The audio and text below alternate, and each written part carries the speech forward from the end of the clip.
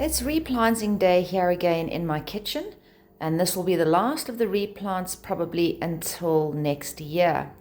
So these are the spring guys, and because it's gotten quite warm and a lot of my beasties are starting to flower already, I've decided that everyone is coming out of hibernation and it's time to repot Eddie and 11, my two monkey pitchers, and Dustin, my bladderwort.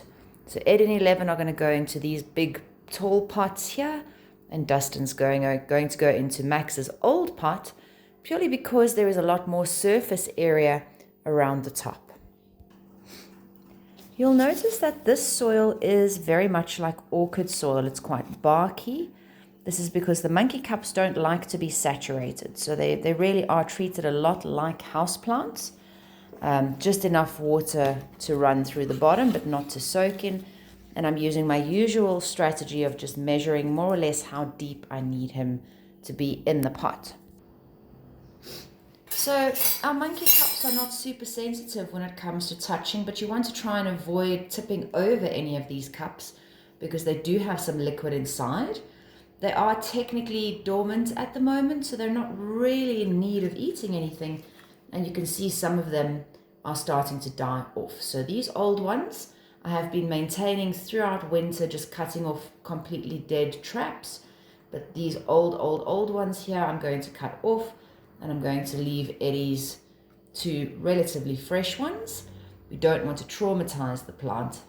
So as per usual, my strategy is very simple, just using my knife to run around the edges of this pot, just to gently free him from the soil. And I'm not going to be removing this particular soil because it's not really bad soil. He arrived with me in February, I think, or December of last year, or February of this year. So it is still relatively fresh soil, but because my guys are so active, I like to put as much new soil as possible. So I can feel that Eddie is a little loose here, so I'm going to have to be super careful in coaxing him out. And hopefully, yeah, there you go. Oops, lost some water there out of one of his cups, but that's okay. I'm just going to gently place him in the middle here, and then use my spoon method to get all the soil in. So with Eddie, I'm being a little more forceful in terms of, let me just put that on solid space, in terms of pushing the soil down. And this is purely because his stem was sticking out of the ground quite a lot, which was making him a little wobbly. So I just want to give it a good opportunity to get nice and solidly in the soil. And then I will top everything up. But I'm also using dry peat type soil instead of moist because it's just going to be a lot easier to work with.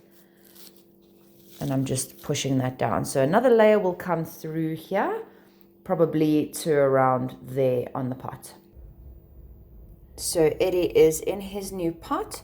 The last thing I'm going to do is just flush with water, just to get all of that soil nice and wet. Let it run through the bottom, and then I can just check if I need to compress any more. So there is our Eddie in his new pot, ready to grow. He does have a tiny, creepy looking little spider living in his leaves. I did rescue him. I didn't squish him and I put him back, but I don't know where that little spider is right now, which means that I'm going to leave Eddie alone. And I've also realized that Eddie is in a pink pot, which was supposed to be for 11. So he might very well have his name changed to 11, and 11 might become Eddie. Same modus with my other little friend here now. In fact, with her, I'm going to cut. I don't know if you can see there's a bit of a dead leaf. So all I'm doing is going as close to the base as I can, almost like when you trim a palm tree. Doing that now will help me to manage her a lot better.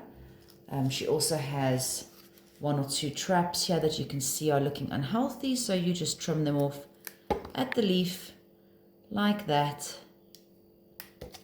nice and easy. And her other three traps I'm going to be leaving, even though one of them is turning a little brown.